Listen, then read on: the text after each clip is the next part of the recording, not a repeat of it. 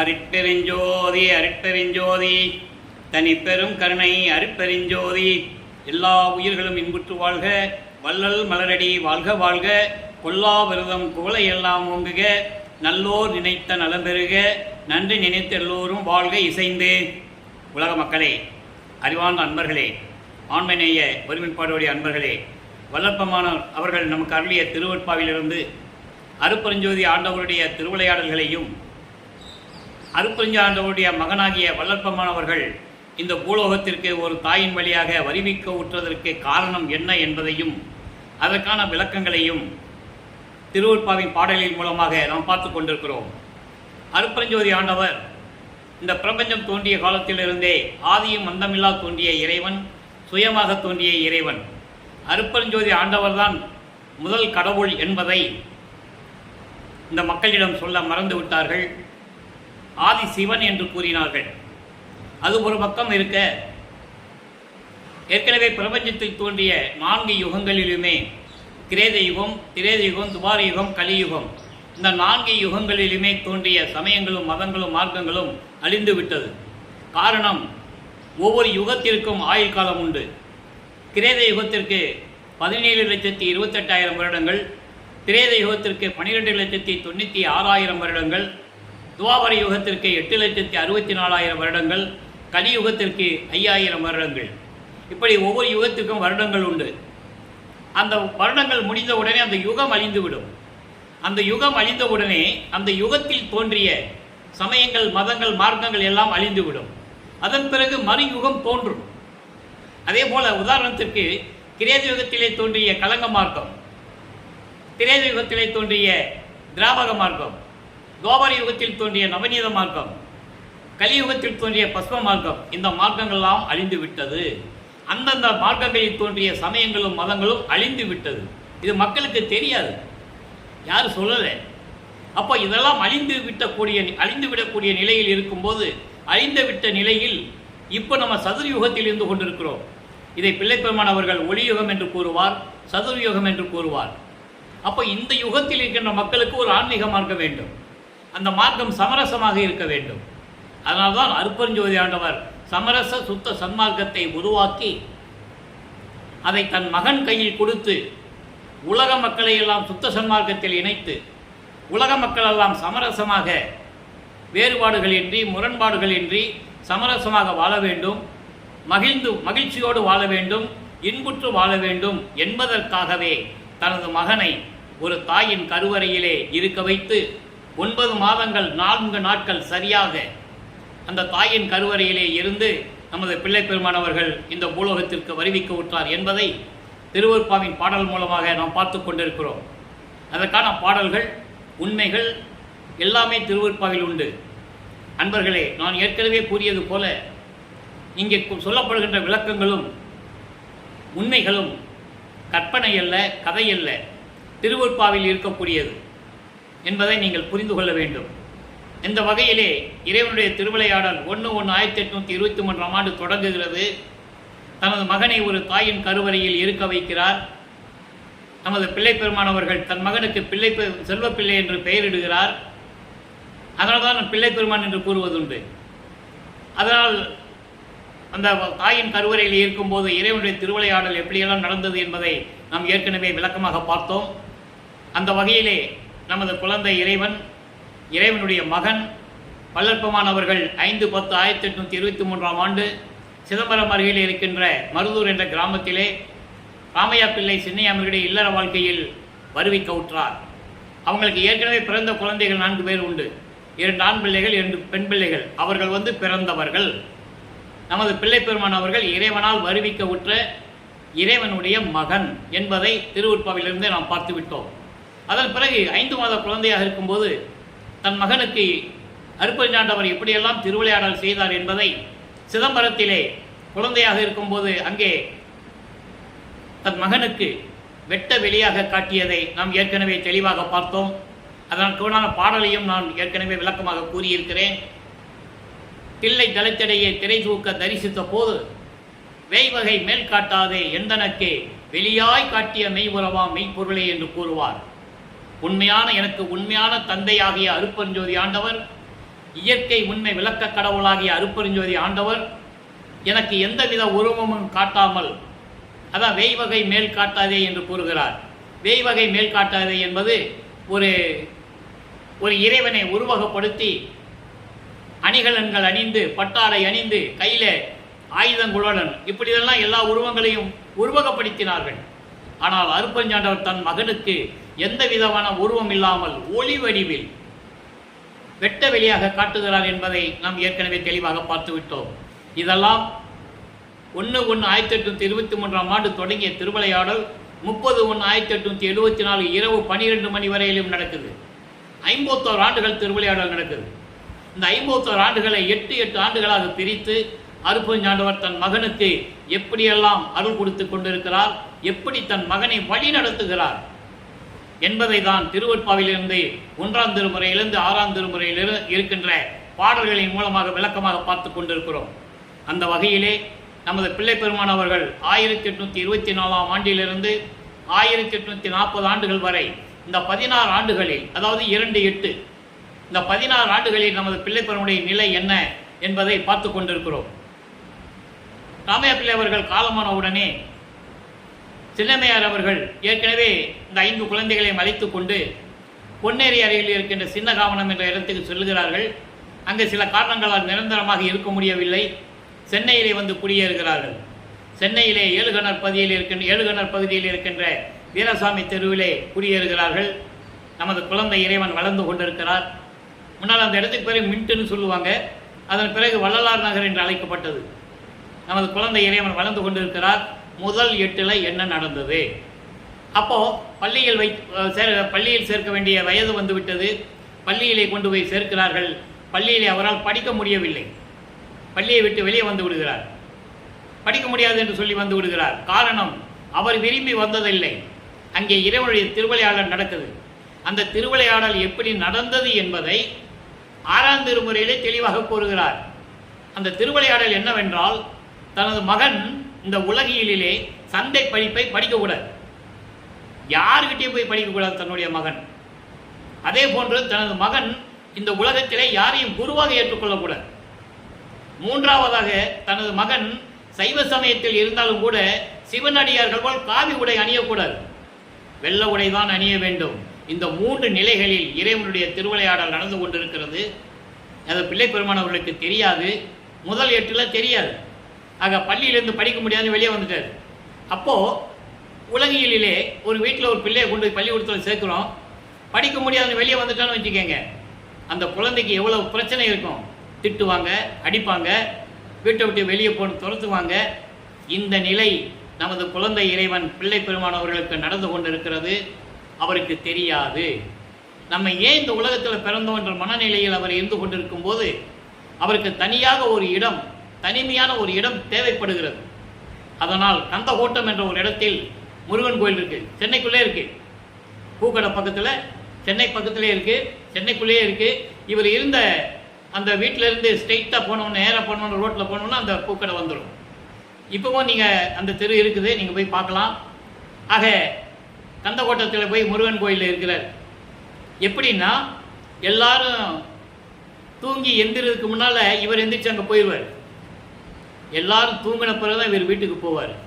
அதுக்கடையில் ராமலிங்கம் எங்கன்னு தேடுவாங்க. ஏன்னா அவருக்கு வச்ச பெயர் உலகையிலே ராமலிங்கம். மருதூர் பக்கத்தில் பெண்ணலூர்னு ஒரு கிராமம் இருக்குது. அங்கே ராமலிங்கேஸ்வரர் கோயில்னு ஒன்று இருக்குது. அதான் உங்களுக்கு குலதெய்வம். ராமையா பிள்ளை அவர்கள் தன் மகனுக்கு அங்கே போய் ராமலிங்கன் பேர் வச்சிருக்கிறார். அவருக்கு உலகியலிலே சின்னையம் இருக்க ராமையா பிள்ளைக்கு அவருடைய பிள்ளைன்னு நினச்சிட்டு இருக்காங்க. நீங்கள் நல்லா புரிஞ்சுக்கணும். அவன் இறைவனுடைய மகன் என்பது அவங்களுக்கு தெரியாது. அதுக்கப்புறம் அப்படி ராமலிங்கன் பெயர் வைக்கிறாங்க. பின்னாளில் அவர் திரு அற்ப வள்ளலார்னு அவருக்கு பேர் வந்தது. அந்த பெயர் நிலைத்து விட்டது. ஆக நமது குழந்தை இறைவனுடைய 8 ஆண்டுகள் இந்த வகையிலே முடிந்து விட்டது. 2வது 8 அடியெடுத்து வைக்கிறார். அதாவது 9வது ஆண்டு. 9வது ஆண்டில் தொடக்கத்தில் அருட்பெருஞ்சோதி ஆண்டவர் தன் மகன் முன் எழுந்தருளி, மகனே, நீ என் மகன், என்னுடைய மூத்த மகன், ஒரே மகன், என் குலத்தின் மகன். ஆக நீ பயப்படாதே. உன்னை இந்த பூலோகத்திற்கு வருவிக்க செய்ததற்கு சில காரியங்கள் உண்டு. அதை இப்போது சொல்ல முடியாது. முன்பருவம் பின்பருவம் காட்டி உனக்கு அருள் செய்வேன், உனக்கு ஞானத்தை அளிக்கிறேன், ஞானத்தை பெற்றுக்கொள். நல்லா கவனிக்கணும், ஞானம் மட்டும்தான் கொடுப்பாரு, மெஞ்ஞானம் அவருக்கு தெரியாது, மறைந்து விடுகிறார். ஆக அதன் பிறகு நமது பிள்ளை பெருமானுக்கு ஒரு மறைப்பு நிலை வருகிறது. மறைப்பு நிலை என்பது இறைவனுடைய மகனாக இருந்தாலும் கூட பிரபஞ்சத்தில் நடந்த சில உண்மைகள்லாம் அவருக்கு தெரியாது. எப்படின்னா, உண்மையான இறைவன் அருட்பெருஞ்சோதி ஆண்டவர் தான் அப்போ அவருக்கு தெரியாது. பின்னாளில் சொல்லுவார், அந்த மறைப்பு நீங்கின பிறகு தான் எனக்கு தெரியுதுன்னு சொல்லுவார். அதன் பிறகு அவருடைய மகன் தான் அருட்பெருஞ்சாண்டவர் தான் உண்மையான இறைவன் அவருக்கு தெரியாது. சுத்த சன்மார்க்கம் இருக்கிறது அவருக்கு தெரியாது. நல்ல மனசில் வச்சுக்கிட்டே நீங்கள் கவனிச்சுட்டு வரணும். அப்போது அந்த காலகட்டங்களில் சைவ சமயம் நிலைத்திருந்ததனால் சைவ சமயத்தின் தலைவன் தான் சிவபெருமான். சைவ சமயத்தின் தலைவன் சிவபெருமான். ஒவ்வொரு சமயத்துக்கும் தலைவர்கள் உண்டு. வைஷ்ணவ சமயத்துக்கு தலைவன் திருமால், கௌபாரம் சமயத்தின் தலைவன் முருகன், காணாபத்தியம் சமயத்தின் தலைவன் விநாயகன், சக்தம்னு ஒரு சமயம் இருக்கு, அதுக்கு தலைவி அம்மை, சௌரம் சூரியன். இப்படி ஒவ்வொரு சமயங்களுக்கும் தலைவர்கள் உண்டு, மதங்களுக்கும் தலைவர்கள் உண்டு. ஜீசஸ், முகமது நபி, இப்படி நிறைய தலைவர்கள் உண்டு. அதே போல மதங்களுக்கும் தலைவர்கள் உண்டு. பௌத்த மதத்தின் தலைவன் புத்தன். இப்படி ஒவ்வொரு மதங்களுக்கும் தலைவன் உண்டு, மார்க்கங்களுக்கும் தலைவன் உண்டு. அந்த காலத்தில் இருந்த மார்க்கங்களுடைய தலைவன், கிரேத யுகத்தினுடைய மார்க்கத்தின் தலைவன் மகேஸ்வரன், திரேத யுகத்தின் தலைவன் ருத்திரன், துவாபர யுகத்துக்கு தலைவன் கிருஷ்ணன், கலியுகத்தின் தலைவன் பிரம்மன். இப்படி ஒவ்வொரு யுகத்திற்கும் தலைவர்கள் உண்டு, மார்க்கங்களுக்கும் தலைவர்கள் உண்டு. அவர்களெல்லாம் அழிந்து விட்டார்கள், அல்ல அழிந்து போச்சு. அதன் பிறகு தோன்றிய சுத்த சன்மார்க்கத்தின் தலைவன் அருட்பெருஞ்சோதி ஆண்டவர், ஒரே இறைவன், ஆதியும் அந்தமில்லா தோன்றிய இறைவன், சுயமாக தோன்றிய இறைவன் என்ற நிலையை திருவருட்பாவிலிருந்து பார்த்து கொண்டிருக்கிறோம். இப்போ முதல் 8 முடிஞ்சு போச்சா, 2வது 8 மகன் ஆட்கொண்டு மகன் சொல்லிட்டு போயிட்டாரா? இவர் சைவ சமயத்தின் சிவபெருமானை ஏற்றுக்கொண்டாரா? அப்போ சைவ சமயத்தின் அடையாளம் திருநீரை பூசிக்கணும், உத்திராட்சி மாலையை போட்டுக்கணும், நமச்சிவாய சொல்லணும், சிவாய நம்ம சொல்லணும், ஓம் சிவா சிவ சிவான்னு சொல்லி மந்திரங்களை சொல்லி சிவபெருமானை வழிபட்டு கொண்டிருக்கிறார். அவர் விரும்பி இருந்ததில்லை. நல்லா நீங்கள் புரிஞ்சுக்கணும். அவர் விரும்பி மனதார சைவ சமயத்தில் இருந்தது இல்லை. அருட்பெருஞ்சாண்டவருடைய திருவிளையாடலால் நடந்து கொண்டிருக்கிறது என்பதை திருவருட்பாவில் ஆதாரங்கள் உண்டு. யாரும் மறுக்கவும் முடியாது, மறக்கவும் முடியாது. அத்தனை உண்மைகள் திருவருட்பாவில் இருக்கு. அப்போ இந்த நிலையில் இருக்கும்போது சிவபெருமானை வழிபடுகிறார். 1ஆம் திருமுறை உருவாகிறது. 8 பதியங்கள், 712 பாடல்கள். அதிலே திருவருள் முறையிடும் வடிவுடை மாணிக்க மாலையும் நாம் ஏற்கனவே அருட்பெருஞ்சோதி ஆண்டவருடைய திருவிளையாடல்கள் என்ற பதிவிலே 400 பதிவுகளிலே நாம் பார்த்து விட்டோம். எஞ்சிய பாடல்களுக்கு நாம் விளக்கம் சொல்ல வேண்டும். ஏனென்றால் 6000 பாடல்களுக்கு ஒரே நாளில் விளக்கம் சொல்ல முடியாது. அதனால் இறைவன் எனக்கு கொடுத்த தவணைகளில் 8 ஆண்டுகளில் 5 ஆண்டுகளாக நான் திருவருட்பாவினுடைய விளக்கங்களை எனது தந்தை வல்லற்பமானுடைய தயவாலையும் கருணையாலையும் நான் இந்த விளக்கங்களை கூறிக்கொண்டிருக்கிறேன் என்பதை இங்கே நான் பதிவு செய்ய கடமைப்பட்டிருக்கிறேன். அப்போ இந்த நிலையில் இருக்கும்போது 1ஆம் திருமுறை உருவாகிறது. நல்லா கவனிக்கணும். இப்போ வள்ளல் பெருமானவர்கள், அதாவது பிள்ளை பெருமானவர்கள் 9வது ஆண்டிலிருந்து 12 ஆண்டுகளுக்குள் தான் இருக்கிறாரு. இந்த 3 வருஷத்தில் 1ஆம் திருமுறை உருவாகுது. அப்போ சிவபெருமானை பற்றி பாடுகிறார். சிவனேச வெண்பா என்ற ஒரு பதிகம் உருவாகிறது. மொத்தம் 102 பாடல்கள். இதுவரை 99 பாடலுடைய விளக்கங்களை பார்த்திருக்கிறோம். இன்று 100வது பாடல். நல்லா கவனிக்கணும். இந்த 100வது பாடலில் சிவபெருமானை பற்றி தான் சொல்லுவார். சொல்லி தான் ஆகணும், காலத்தின் கட்டாயம் அது. அதன் பிறகு சுத்த சன்மார்க்கத்தை பெற்ற பிறகு 6ஆம் திருமுறையிலே அருள் விளக்க மாலையிலே 100வது பாடலில் என்ன சொல்கிறார்? ஒவ்வொரு பாட்டுக்கும் கனெக்ஷன் உண்டு. நான் ஏற்கனவே சொல்லியிருக்கிறேன் நண்பர்களே, திருவருட்பா சாதாரண விஷயம் அல்ல. பிரபஞ்சத்தின் உண்மைகளையும் அதே நேரத்தில் அருட்பெருஞ்சோதி ஆண்டவருடைய அருள் நிலைகளையும் இவர் இறைவனுடைய மகன் என்ற உண்மையான நிலையையும் கூறுவது திருவருட்பா. இப்போ நல்லா கவனிங்க. சிவனேச வெண்பா 100வது பாடல். பொன் நின்று ஒளிரும் புரி சடையோய் நின்னையன்றி பின்பொன்று அறிய. நான் ஏற்கனவே சொல்லியிருக்கேன் நண்பர்களே, எனக்கு தமிழ் இலக்கணம் தெரியாது. இறைவன் கொடுத்த தயவினால் தான் இந்த விளக்கம் கிடைத்தது. நல்ல விளக்கங்களை கவனிங்க. பிழை நோக்கி என்னை அடித்தாலும் நீயே. அனைத்தாலும் நீயே, பிடித்தேன் உன் பொற்பாத பேரு. இது பாடல். இந்த பாடல் என்ன சொல்றா பாருங்க. அதாவது பொன் நின்று ஒளிரும் புரிசடையோய், தங்கம் போன்று பொன் போன்று மின்னக்கூடிய பின்னிய சடையை உடைய இறைவனே, சிவனே, உன்னை தவிர வேற எதுவும் எனக்கு தெரியாது. உன்னை மட்டும்தான் எனக்கு தெரியும். உன்னை தவிர வேற எதுக்கு எனக்கு தெரியாது. என்னுடைய தவறுகளை நோக்கி நான் செய்த குற்றங்கள், பிழைகள், தவறுகள் இதெல்லாம் பார்த்து என்னை அடித்தாலும் நீதான், அணைத்து கொண்டாலும் நீதான். எவ்வளவு எளிமையா சொல்ற பாருங்க. அணைத்து கொண்டாலும் நீதான், ஆனா பிடித்தேன் உன் பொன்னான பாதத்தை, திருவடியை, அதுவே எனக்கு போதும். நீ அடித்தாலும் சரி, அணைச்சாலும் சரி, இவன் தவறு செய்கிறான்னு சொல்லி நீ என்ன பண்ணாலும் சரி, உன்னுடைய திருவடியை நான் பற்றி கொண்டேன், அது எனக்கு போதும். நீ விரைவில் வந்து எனக்கு அருள வேண்டும் என்று சொல்லி அந்த நிலையில் இந்த பாடலை பாடியிருக்கிறார். இப்போ 1வது எட்டு முடிஞ்சு போச்சு. இப்போ 2வது எட்டு தொடங்குது. ஆக 2வது எட்டு என்பது 2ஆம் திருமுறை, 113 பதியங்கள், 1207 பாடல்கள். இப்போ 13வது ஆண்டு தொடங்குது. 12 வயசு முடிஞ்சு போச்சு. 13வது ஆண்டு தொடங்கும் போது இறைவனிடந்து ஞானத்தை பெற்றுக் கொண்ட பிறகு இவர் மனம் இவரை திருவொற்றியூருக்கு போக சொல்லுகிறது. போக சொல்லுகிறது என்று சொல்வதை விட அங்கே திருவிளையாடல் நடக்குது. அருட்பஞ்சாண்டவர் அவருடைய மனதை தூண்டி விடுகிறார். என் மகனை திருவொற்றியூருக்கு கூப்பிட்டு போடும். திருவொற்றியூர் செல்லுகிறார். நமது குழந்தை இறைவன் ஏழுகணர் பகுதியிலிருந்து திருவொற்றியூருக்கு கால் வலிக்க நடந்து செல்லுகிறார். அப்படி அவருக்கு எப்படி கால் வலிச்சிருக்கும்? சின்ன குழந்தை இறைவன். இதெல்லாம் மக்கள்கிட்ட சொல்லணும். யாரும் சொல்லலை. அதனால அவர் யாருக்கு தெரியல. பொதுவாக சொல்லிட்டு போயிட்டாங்க. அவர் ஒரு துறவி, ஒரு சாமியார், அப்படி ஒரு பொதுவாக சொல்லிட்டு போயிட்டாங்களே தவிர இறைவனுடைய மகன் என்றும் இறைவனுடைய திருவிளையாடல் எப்படி நடந்தது என்றும் சொல்லவில்லை. இப்போ திருவொற்றியூருக்கு போறாரு. அங்கே தியாகராஜன், அங்கே இருக்கிற சிவபெருமான் வேறு தியாகராஜன் அவரை பற்றி பாடுகிறார். 2ஆம் திருமுறை உருவாகிறது. இதுவரையில் நம்ம ஏற்கனவே 39 பதியங்களை பார்த்துட்டோம்.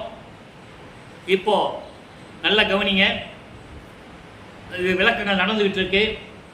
இப்போ 1ஆம் திருமுறையில் நம்ம பார்த்தோம்ல, சிவபெருமானை பற்றி பாடுகிறான்னு சொன்னோம்ல, அதே நிலையை 6ஆம் திருமுறையில் அருள் விளக்க மாலையில் 37வது பதியத்தில் 100வது பாடல் அதை சொல்லணும். சொன்னாதான் உங்களுக்கு புரியும். 12 வயசுக்குள்ள எப்படி சிவபெருமானை பற்றி பாடினார். சுத்த சன்மார்க்கத்தை பெற்ற பிறகு 5வது எட்டில் ஐயட்ட 40 அருட்பஞ்சாண்டவர் யாரு, அவருடைய நிலை என்ன என்பதை மக்களுக்கு விளக்கி சொல்ல வேண்டும். அருள் விளக்க மாலை 37வது பதியம். நல்லா கவனிக்கணும். சைவ சமயத்தில் இருக்கும்போது சிவபெருமான் எப்படிப்பட்டவர், அதன் பிறகு அது தேவையில்லை, தெரியாமல் சொல்லிவிட்டேன் என்று கூறுவார். அதுக்கப்புறம் சொல்றார் பாருங்க, அருள் விளக்க மாலையில 12 வயசுல என்ன தெரியும்? தலைகால் தெரியாது, இல்லை இடது எது வலது எதுன்னு தெரியாது. நல்லா புரிஞ்சுக்கணும். நல்லது கெட்டது தெரியாது. அது அப்போ அவர் சொல்லலை. இப்போ சொல்றார் பாருங்க, தலைகால் இங்கு தெரியாது திரிந்த சிறியனே. ஒவ்வொரு பாடலுக்கு ஒரு விளக்கம் இருக்கு. அந்த காலகட்டத்தில் அவர் எப்படி இருந்தார், சுத்த சன்மார்க்கத்தை வாங்கின பிறகு எப்படி இருக்காரு. தலைகால் இங்கு தெரியாத திரிந்த சிறியனை தான் வலிந்து ஆட்கொண்டு அருளி. அண்டர்லைன், இந்த வரி அண்டர்லைன், நல்லா புரிஞ்சுக்கணும். நீங்க தடை முழுவதும் தவிர்த்து மலைவரு மெய்யறிவு அளித்து. நல்லா கவனிக்கணும். மெய்யறிவு என்பது மெஞ்ஞானம். அங்கே அவருக்கு மெஞ்ஞானம் இல்லை, வெறும் ஞானம் தான். மெஞ்ஞானம் வந்த பிறகு இவர் சொல்றார், மெஞ்ஞானம் அளித்து அருள் அமுதம் அளித்து. அன்பர்களே, வல்லப்பெருமான் அவர்கள் ஒரு தாயின் கருவறையிலிருந்து 51 ஆண்டுகள் வரையும் அவர் உணவுகள் உண்டதில்லை. உலகியல்ல சொல்லுவாங்க, அதை வல்லப்பெருமான் அதுக்கே விளக்கம் சொல்லியிருக்காரு. தெரியாமல் நான் உண்ட உணவெல்லாம் அமுதமாயிற்றுன்னு சொல்லுவார். அவர் சாப்பிட்ற மாதிரி தெரியும், சாப்பாடு உள்ள போற மாதிரி தெரியும், அவருக்கே தெரியாது, உள்ள அது அமுதமாயிரும். நல்லா புரிஞ்சுக்கணும் நீங்க. அதை தான் பாடல்ல சொல்றாரு. அது இறைவனுடைய திருவிளையாடல்.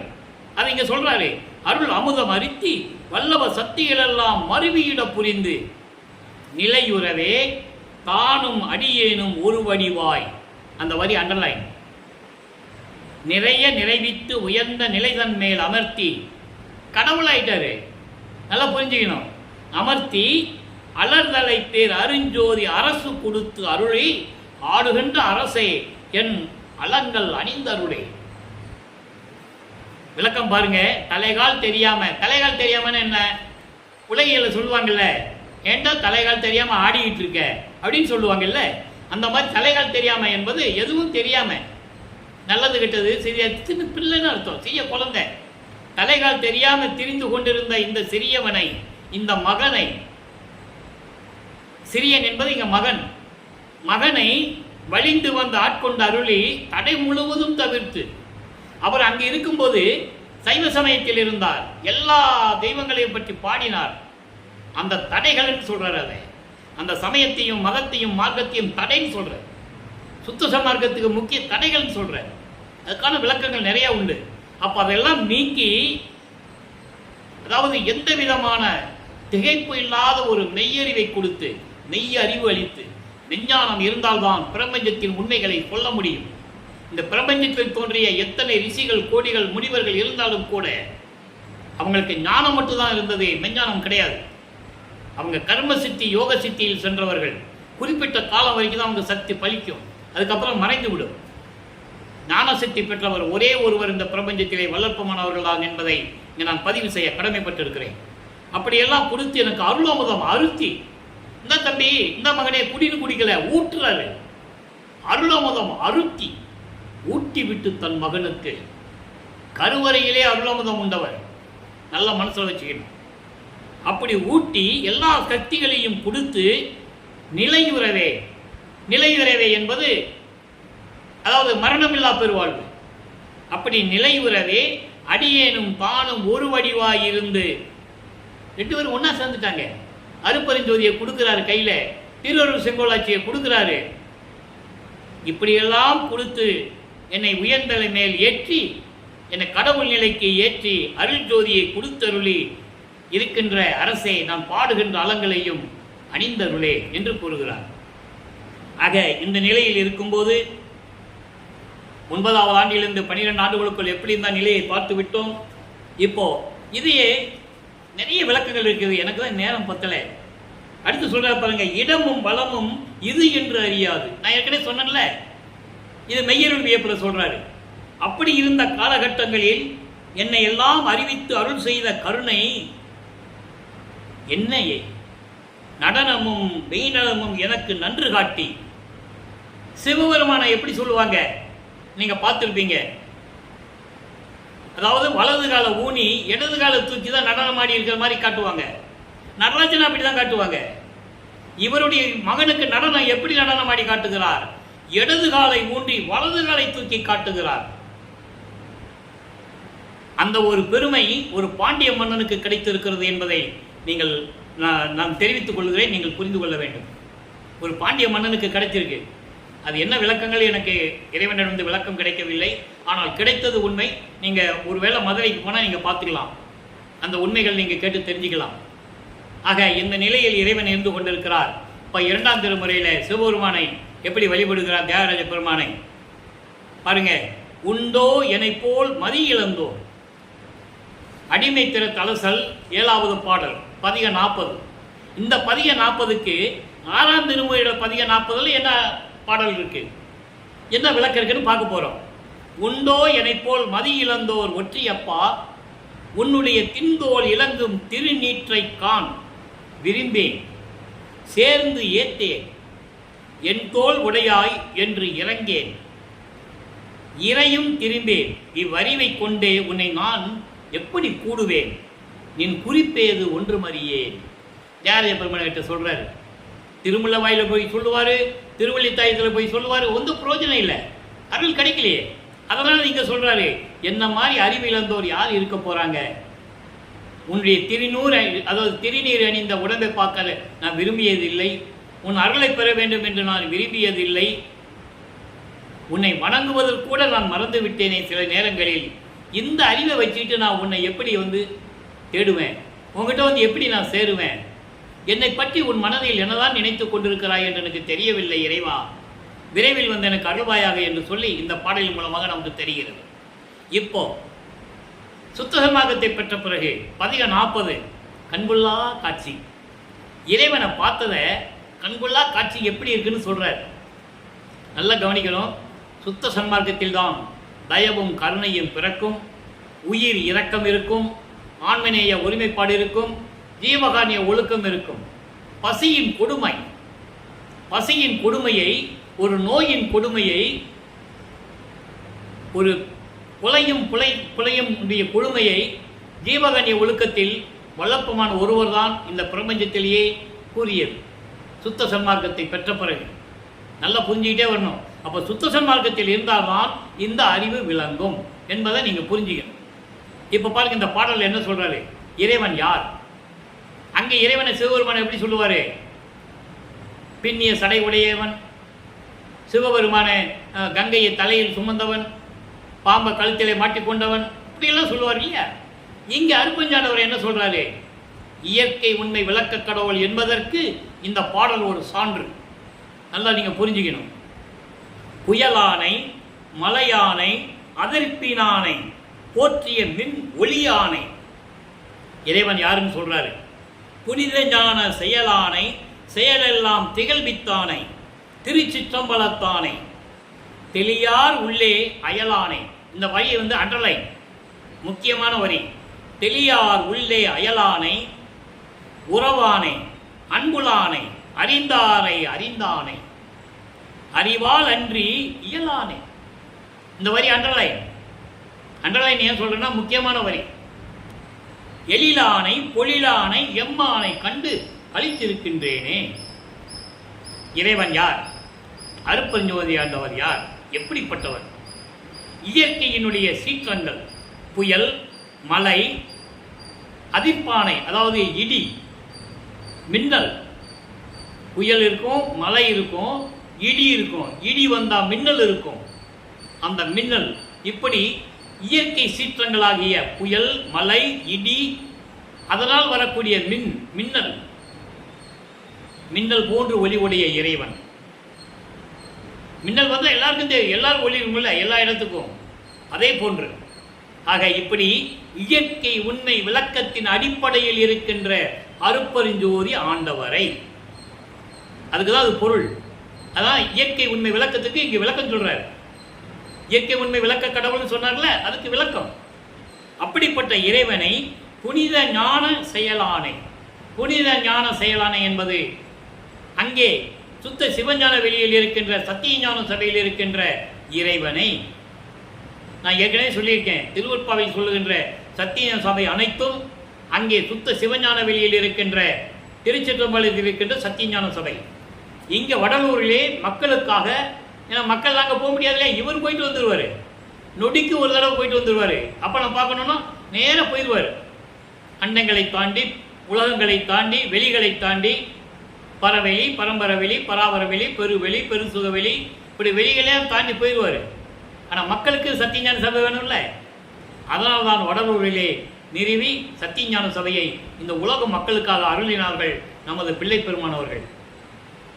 இப்போ அப்படிப்பட்ட இறைவனை, எல்லாம் செயல்வெல்லாம் திகழ்த்தானை, எல்லா அருள் வல்லமை படைத்த இறைவனை, திருச்சிற்றம்பலத்தில் இருக்கின்ற இறைவனை தெளியார் உள்ளா அயலானை.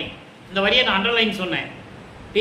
தெளியார் உள்ளே அயலானை என்பது தெளிவாக, அதாவது அருப்பெருஞ்சோதி ஆண்டவர் தான் உண்மையான கடவுள் என்று தெரியாமல், சுத்த சன்மார்க்கத்தை பின்பற்றாமல் அவருடைய உள்ளத்தில் இருக்க மாட்டார் இறைவன். அயலானை என்பது அவங்க உள்ளத்தில் இருக்க மாட்டார். அப்போ சுத்த சன்மார்க்கத்தில் இருக்க வேண்டும் என்பதற்காகத்தான் உலக மக்களை வாருங்கள் வாருங்கள் என்று அழைக்கிறார். அது சொல்லிட்டு உறவானை, சுத்த சன்மார்க்க உறவு உள்ள இறைவனை, அன்புள்ள இறைவனை, அறிந்தானை.